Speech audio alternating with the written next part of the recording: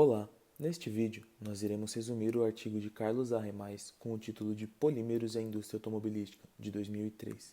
As crises do petróleo de 1973 e 1979 trouxeram a conscientização para os problemas da escassez de combustível. Estas crises são consideradas momentos cruciais para a decisão de construir carros mais eficientes, seguros, confortáveis e que consumissem menos combustível. Hoje, considerando o volume dos materiais, são usados mais polímeros do que aço na construção de um veículo. Na década de 70, a média era de 30 kg de polímeros em um veículo e, na década de 90, esse valor passou a ser de 180 kg. Isso mostra uma grande crescente no uso de polímeros em carros.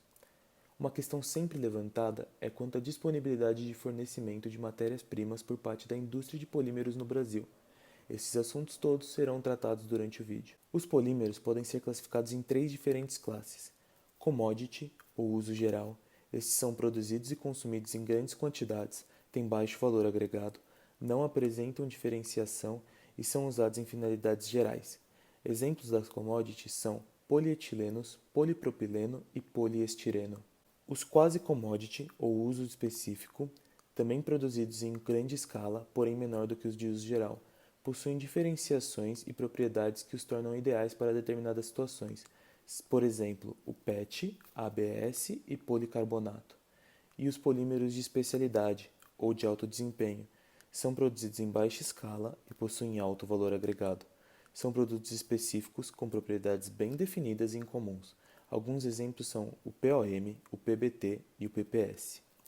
Como é possível verificar no gráfico, quanto maior o volume de produção, maior o consumo, e menor o preço, o grau de diferenciação e o conteúdo tecnológico. É possível e comum no Brasil modificar ou misturar polímeros com outros para obter propriedades que permitam substituir polímeros de alto desempenho por polímeros de commodity. Na década de 70, começaram a surgir as indústrias poliméricas no Brasil. Inicialmente foram instaladas empresas tripartites, a qual era composta de parte pertencente à Petroquisa, a empresa nacional privada e a uma empresa estrangeira, geralmente detentora de tecnologia a ser utilizada. Com isso, foram criadas empresas monoprodutoras, cuja principal atividade era ligada à adaptação de tecnologia vinda de fornecedor estrangeiro.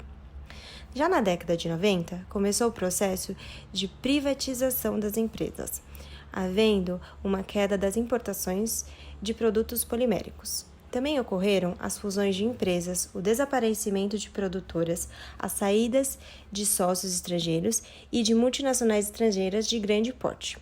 Já no final da década de 90, a principal característica de empresas monoprodutoras sem economia de escopo se modifica através do fortalecimento de grandes empresas como a Braskem, que é uma grande produtora de polímeros no Brasil.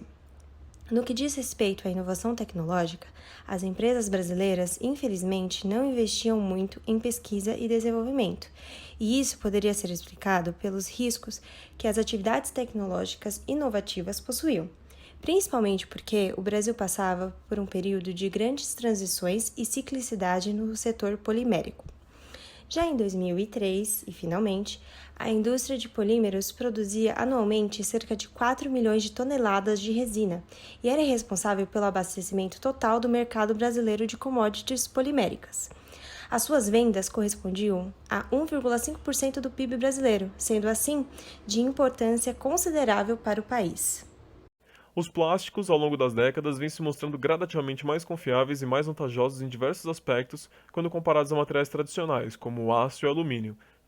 Dentre as características de interesse dos plásticos na indústria automobilística, podemos citar a flexibilização em projeto e fabricação, a redução intensa de massa, o aprimoramento de desempenho e de consumo de combustível decorrentes dessa redução de massa e a redução de emissões, devido à redução do consumo de combustível. Vale também ressaltar suas aplicações na área de segurança no automóvel, como nos para-choques com alta capacidade de absorção de energia, airbags e cintos de segurança, cuja alta resistência à tração impede que o motorista tenha sua cabeça lançada ao volante. Para superar algumas das desvantagens inatas dos polímeros gerais, surgem os polímeros de uso específico e os de alto desempenho. Um exemplo desses polímeros é o noril, que trata-se de uma mistura de polióxido de metileno e poliamida, que além de ter excelente adesão a pinturas, tem excelente resistência ao impacto e alta estabilidade dimensional. No ano 2000, o Brasil produziu 1,7 milhões de veículos, que se traduziram em 10,2% do PIB industrial do Brasil e um consumo de 170 mil toneladas de plástico. A partir de uma análise dos principais polímeros utilizados na indústria automobilística nesse ano, podemos observar que dos 17 principais, 3 são de alto desempenho e não são de fabricação nacional.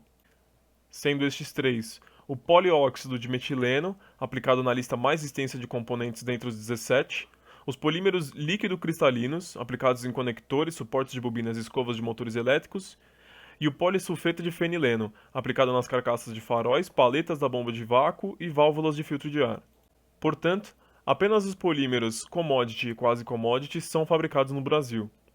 Mas há uma tendência na indústria nacional em substituir os polímeros de alto desempenho por composições mistas de polipropileno, de menor custo, sendo a GE a maior fornecedora desse tipo de produto no Brasil.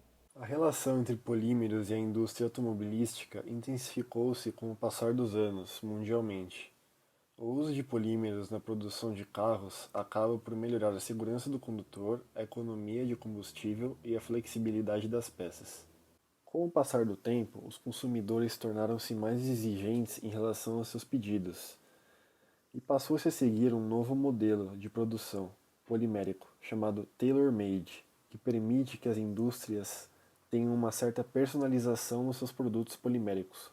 A indústria brasileira possui notória participação na produção de peças poliméricas para automóveis, sendo uma fornecedora de grande destaque para montadoras de outros países da América do Sul. Peças plásticas feitas de polímeros de alto desempenho são, na maior parte, produzidas com matéria-prima importada, por não possuírem uma grande demanda no país.